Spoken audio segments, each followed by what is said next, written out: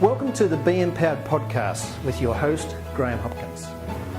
My goal is to help you regain your power by bridging the gap between who you think you are right now and who you really are. In simple language, that is like making your childhood dreams come true. This is for those who want to make an impact in their lives but don't know how to get there. Be ensured, when you know and feel connected to your spiritual mind, you master your world. Welcome everyone. Today we have a special guest, the How to Quit Working Man, Jeff Steinmann. Welcome, Jeff. Graham, thanks so much for having me. I'm excited to be here and talk about this stuff. Excellent. Jeff, I'd like to start this interview by showing you your book. It's a great cover. And what I'd like to emphasize on is down the bottom where it says, makes the remark about freedom. And your comment on the book cover there is, it's a no-nonsense guide to creating a life of freedom.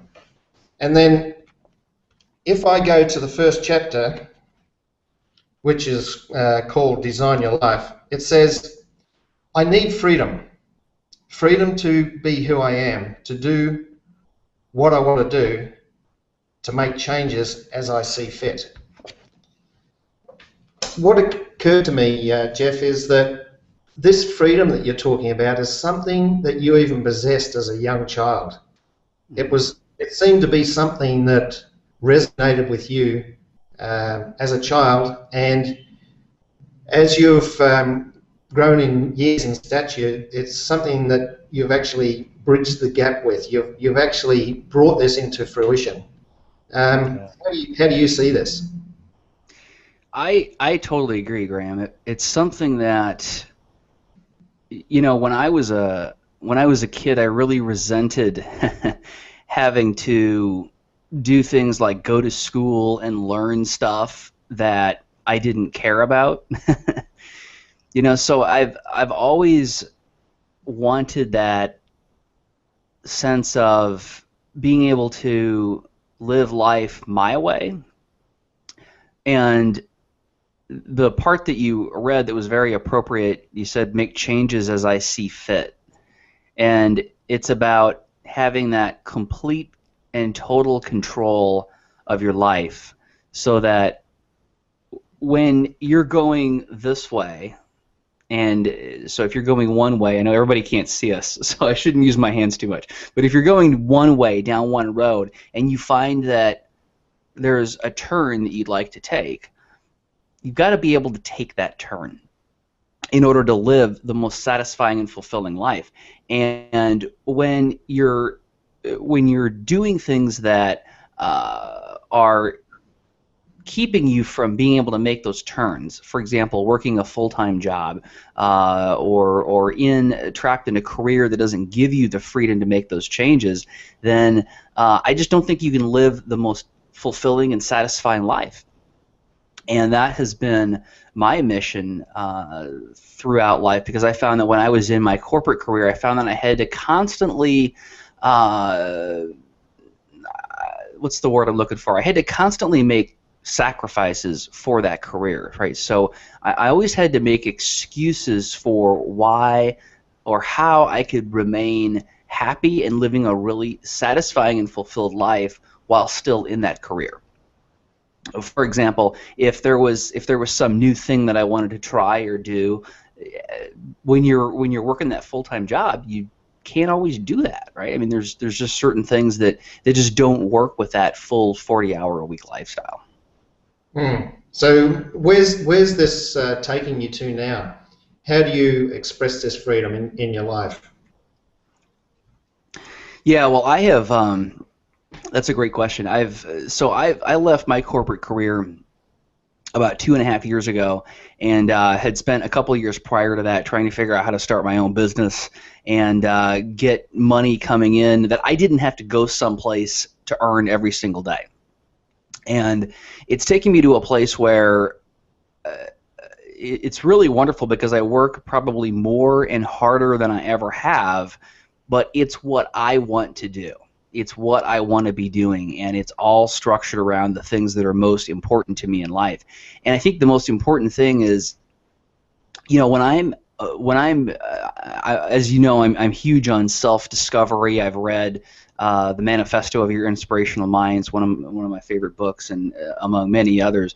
But as I've been on my spiritual journey and my journey to figure out just what is it out there that's going to make me happy? What do I have to do in life to be happy and to thrive and live the best life I possibly can? I found that the biggest thing that I believe about that is that I can't know today what that's going to be in 5 years. I can't even know today, frankly, what that's going to be next week. Because between now and next week, there's possibly going to be some discoveries and some things that I'm going to learn about myself and about the world and about what it really takes to make me happy, that I want the ability to make those adjustments.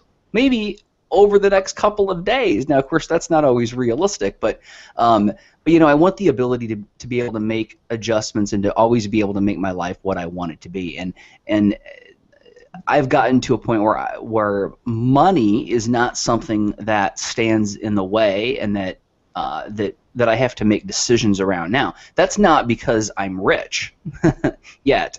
That is because I've figured out a way to create a business that allows me to focus on the value that I provide and the value that I give, and that's how I'm compensated, not so much what I do.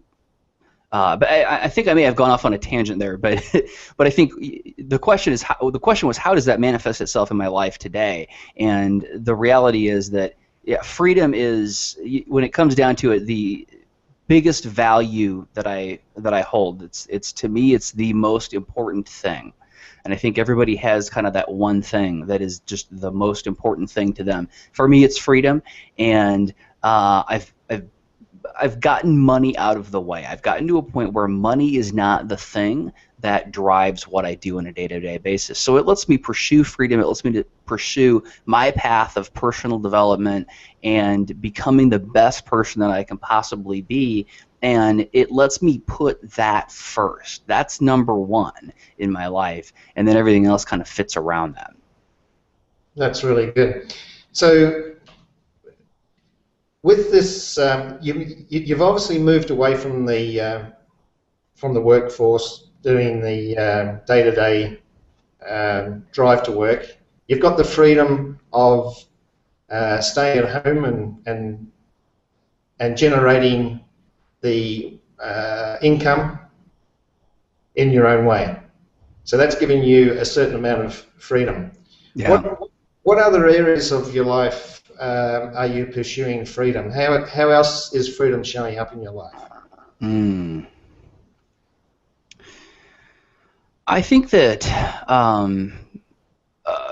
a really great example is I'm not a minimalist. I don't think the minimalism lifestyle is something that is for me.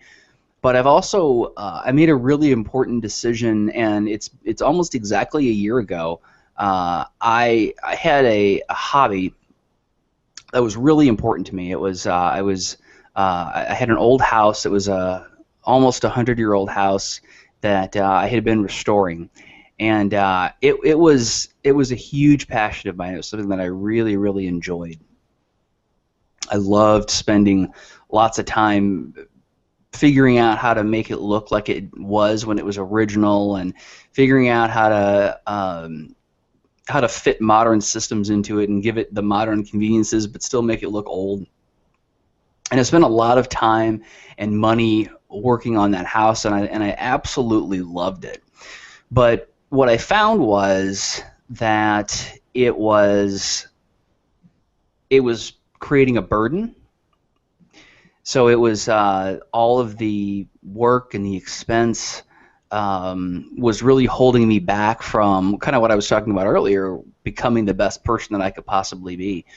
So I made what was, and the crazy thing is I think this was maybe even harder for me than leaving my corporate career, but I made the decision to sell the house, and I moved into some rental property that I own. So I live in a place now that it literally costs me nothing to live there, and it's the building's under management. So I'm like a tenant, although I'm not giving my money to somebody else.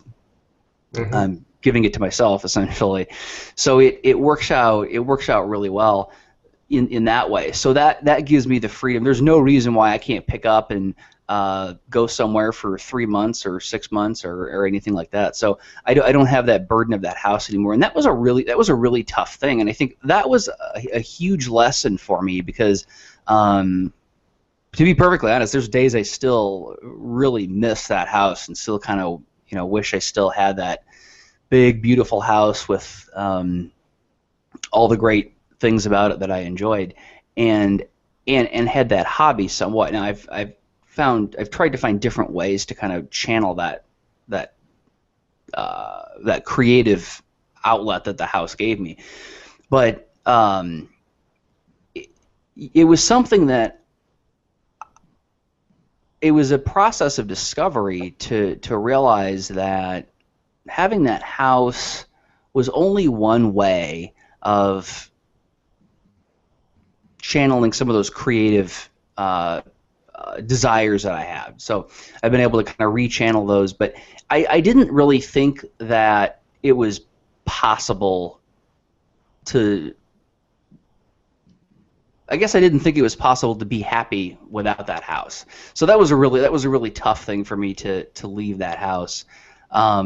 But when I did, I found that this is okay, and I no longer have that single thing. I no longer have that big, expensive, time-consuming thing in my life, and that's been a real huge learning process. And I would say I'm not completely through that journey yet. I'm not through the journey of getting over that 100%.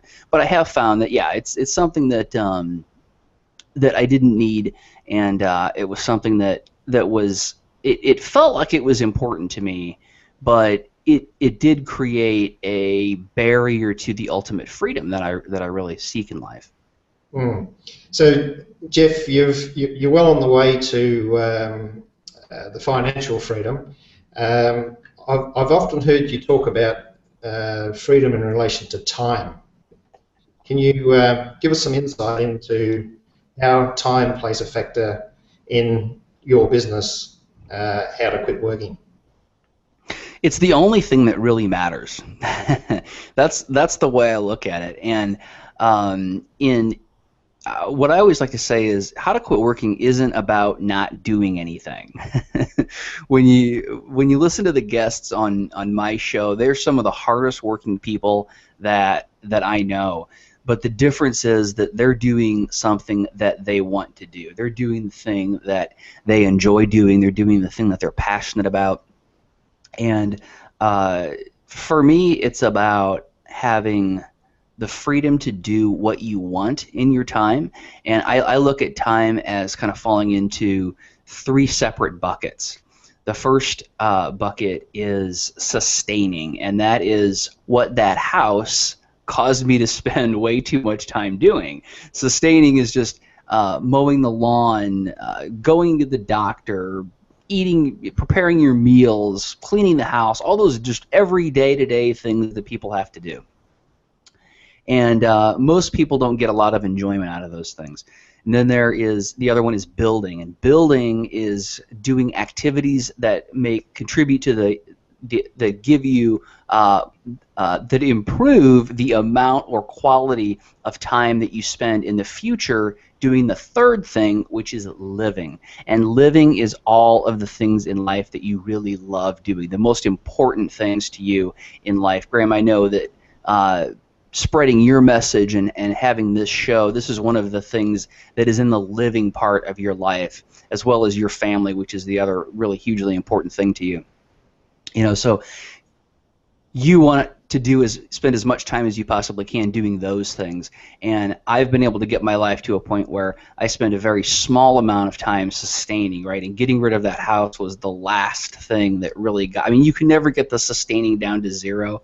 I am sure as hell trying, but haven't figured out how to get it to zero, but you can certainly minimize it considerably. And I think my idea of maximizing and spending your time in the best way possible is to spend the least amount of time sustaining and the most amount of time living. And the great thing is that when you really structure your life well, something like doing a podcast like this or writing a book falls into the building category, and building lets you do more time, spend more time living, or spend a higher quality of time living in the future. Excellent. That's kind of how I look at time. It's certainly well worth thinking about, isn't it? It's all that matters to me. That's one of the biggest things I think on my journey that I've learned is the only thing that we have is this present moment that we're in right now. And it's tempting as we sit here in our human brains. I'm sure that you're probably doing it as well, because this is a constant struggle for human beings. But we constantly sit here having this great conversation, yet what our brains want to do is want to think about, well, what do I got to do after this? What about that phone call I got to make? What about that email I got to send? And on and on and on. When what we should be doing is just enjoying this very present moment that we have, that is the only thing that we have. Yeah, it's interesting because your business, How to Quit Working, really delves into the space-time dimension, and now you're talking about the now and being present, which incorporates a lot of what my book, The Manifesto of Your Inspirational Mind, delves into, which you've read. Twice, actually. Oh, really? Yeah. Can I ask you, what is it about the Manifesto of Your Inspirational Mind that really hit home for you? 3 words. Yep. You are enough. Meaning you are enough. Meaning I am enough, yeah. For me, it was that. But that is the thing. That's the thing that resonated with me, and it is always my intent. And this is a thing that I've had to learn how to balance, I think, in my life. I should say that I am learning how to balance.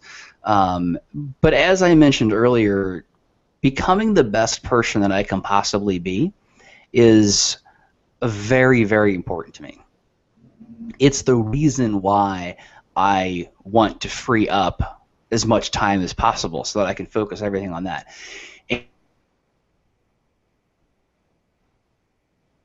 And to be a very important goal, it's also important to recognize that I am enough as I am right now.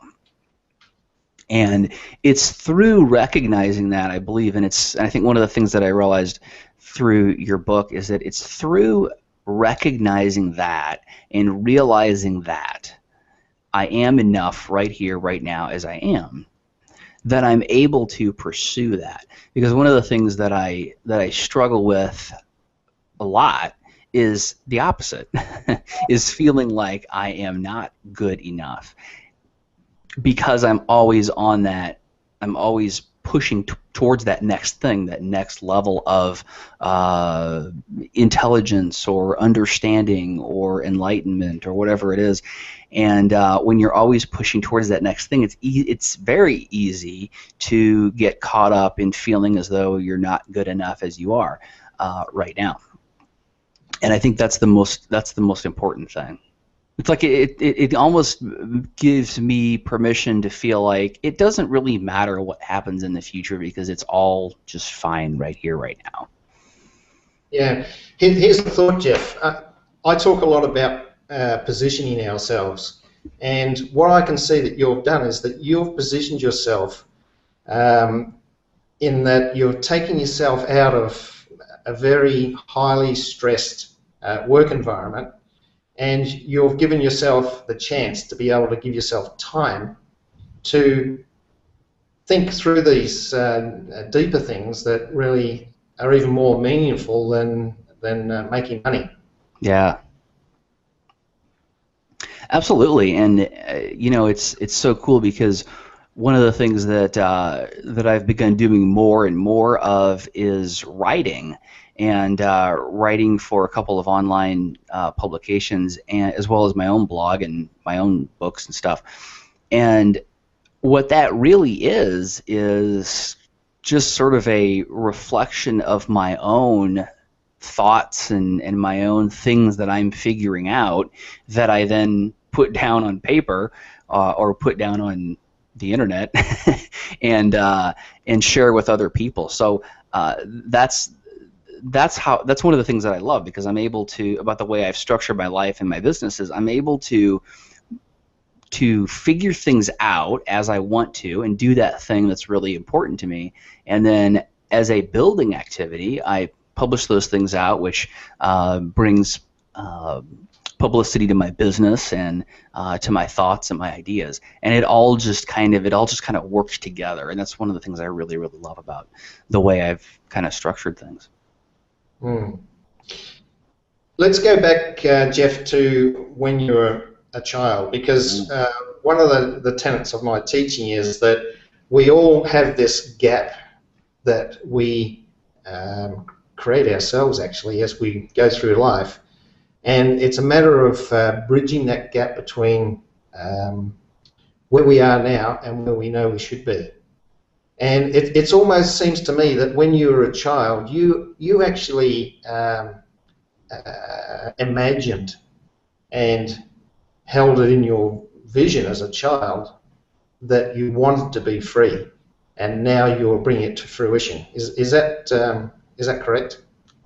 Yeah, that's absolutely true. And I think that I always had that notion that grown-ups got to do whatever they want.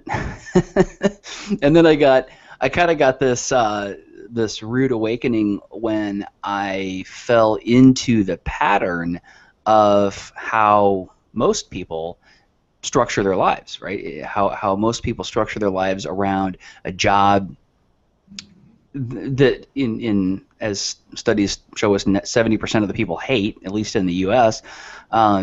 They structure their lives around the job, and they don't get to do what they want. And I sort of had that rude awakening when I went through college and got into the corporate world and found that, grown-ups really don't get to do much of what they want unless I figure out a different way to do it. But yeah, I've never, one of the things that I'm really proud of is I've never been willing to settle for less than what I want. When I have wanted something, I have always gotten it. And I remember one of the early, and this is a small thing as an adult looking back, but at the time it was a pretty big thing. There was this stereo system that I wanted when I was in high school, and the whole thing was going to end up costing like $1,000. I mean, it's $1,000 in like 1989. So it was a lot of money, and certainly a lot of money for a kid in high school to come up with. And I remember my parents telling me, "You're never going to save up that kind of money. It's just, you need to just, be more realistic. Find something a lot cheaper." But it was the stereo system that I wanted, and I wasn't going to settle for any less. So I mowed lawns. I think I babysat. I did all kinds of stuff to earn the money that I needed to earn to make this happen, and I did it. And it's one of the first times when I really remember, just as you said, having that, and it's an example of a small kind of a material thing, but it was the biggest thing I think I could put my head around at the time. But having this vision of what you want and where you're at and closing that gap. Excellent. And I think I've kind of used that as a model. Was there ever a time when you kind of had an experience that brought this together, or is it just something you've worked towards over a period of time? I know you are a very persistent person, but is there anything, any other experiences that you had that kind of sealed the deal that this is what you wanted to do, and it's made it easy? That's a great question. I've never really thought about that.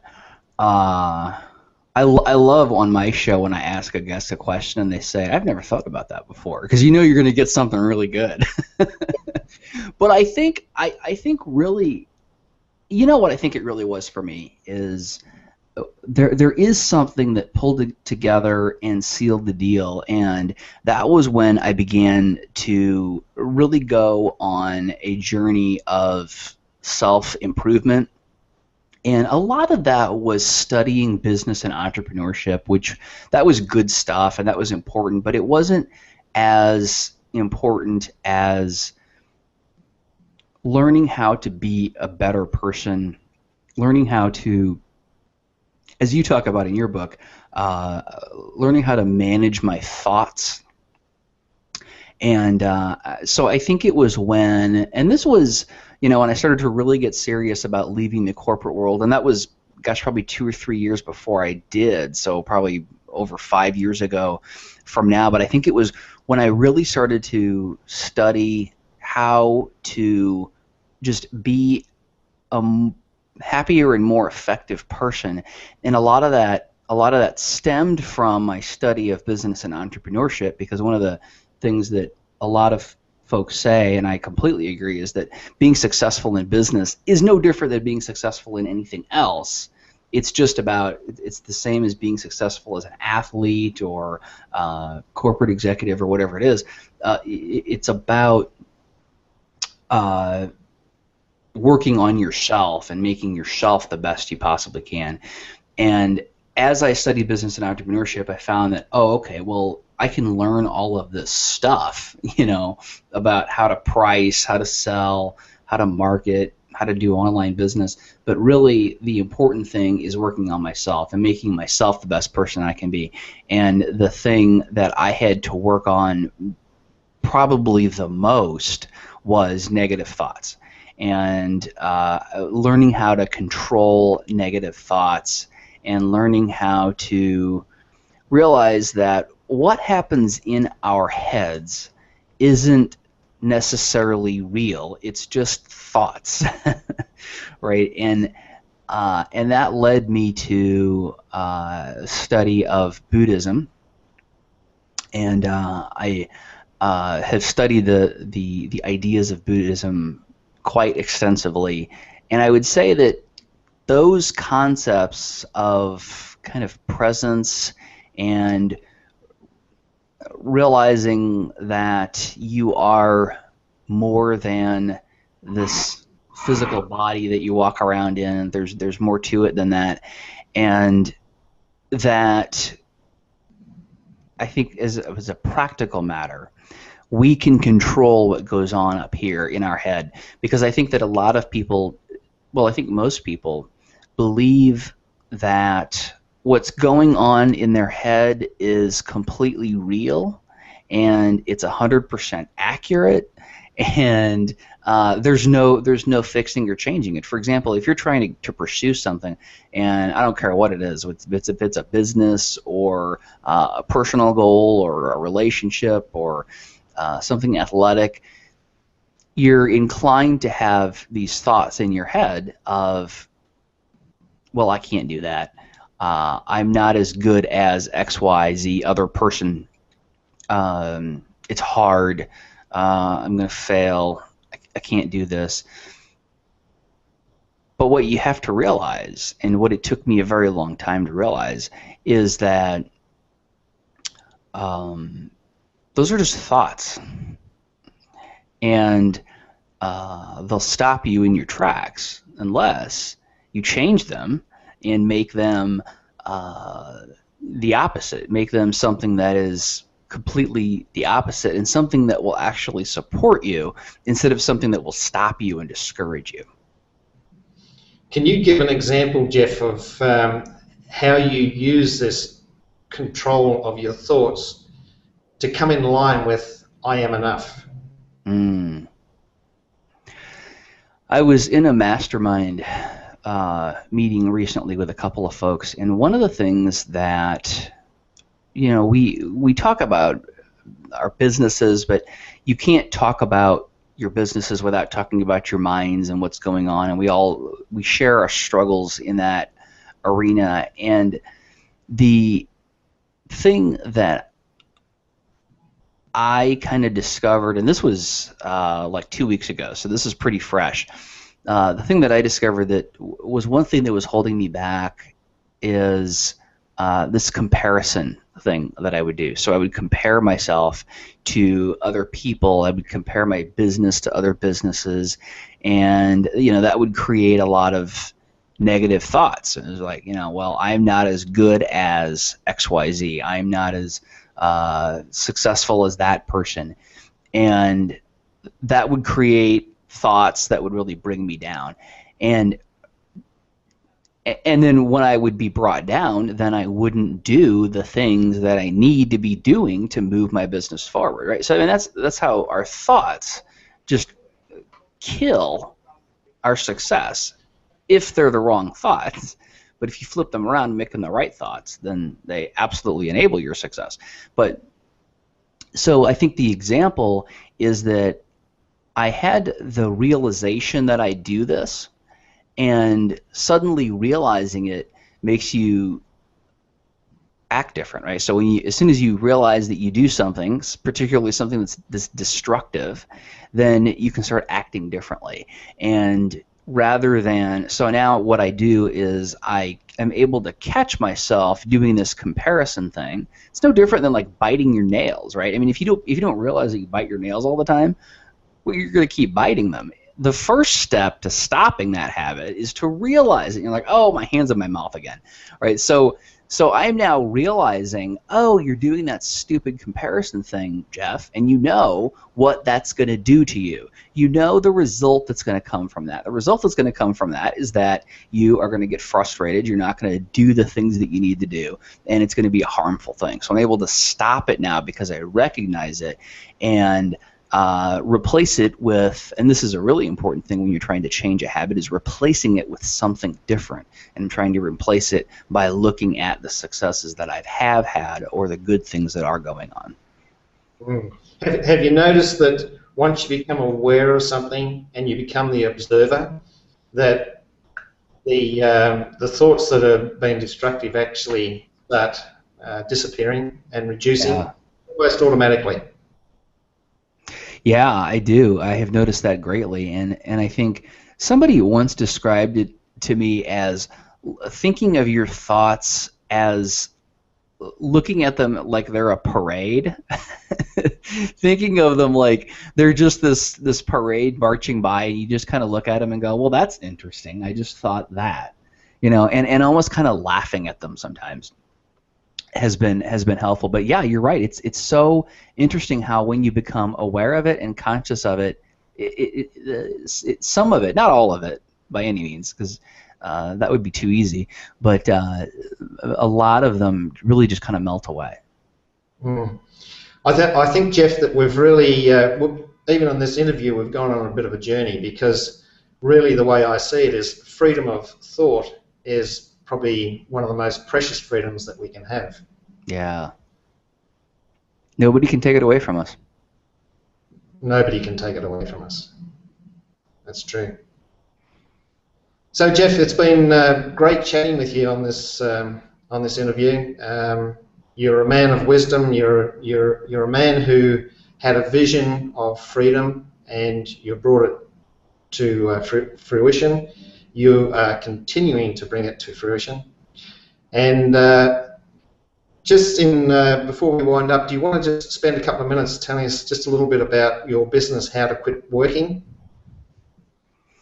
Absolutely. Well, first of all, I had a blast talking. This has been awesome. This is a topic that I've never really talked about on an interview before, so it was really fun to kind of go down this different route.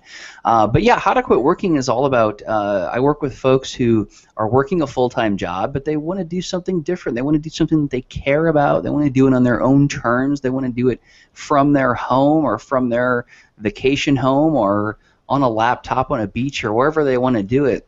And really what we do is it's all about figuring out what is the value that you bring to the world. Right? Everybody has some value that they bring to the world, whether it's helping people with their relationships or helping them on their spiritual journey, helping them with their computer, or helping them train their dog. Everybody has something that when their friends and family call them up and ask them for help, that's what it's about. And what How to Quit Working about is taking that thing, turning it into a business that you do on your terms, when you want, where you want, and that lets you really put the things that are important to you first. And we do that through, I have a book called How to Quit Working, which Graham so kindly showed at the beginning of the show. Also have a coaching program. You can get more information about all that at howtoquitworking.com. Excellent. And we'll put the links for How to Quit Working below the podcast. And I'd just like to thank Jeff for his time and his insights. And I'd like to thank all of you for joining Be Empowered podcast. I'm your host, Graham Hopkins. Before we go, I've got a special request from you that, if possible, could you please leave a review on iTunes, because this is how this podcast will become more popular and therefore reach a larger audience with this message on how to transform lives by managing your energy. If you'd like to hear more about the concepts that Jeff and I have shared today, concepts like the freedom that we're spoken about, feeling more connected, feeling worthy, and feeling more intuitive, you can go to Amazon and purchase my book called The Manifesto of Your Inspirational Mind, or you can download a free ebook called Know Your True Value and Worth at www.beempoweredgroup.com. So thank you for joining us today. On behalf of our guest, Jeff Steinmann, and your host, Graham Hopkins, we wish you a wonderful future of freedom, peace, and abundance. And remember, change your life, change your energy, changes your life. Hey, thanks so much for listening to the Be Empowered podcast. For more on regaining your power by bridging that gap between who you think you are right now and who you really are, go to www.beempoweredgroup.com and enter your name and email address to receive a free ebook and get notified of any upcoming podcasts. Remember, when you know and feel connected to your spiritual mind, you master your world. Changing your energy transforms your life.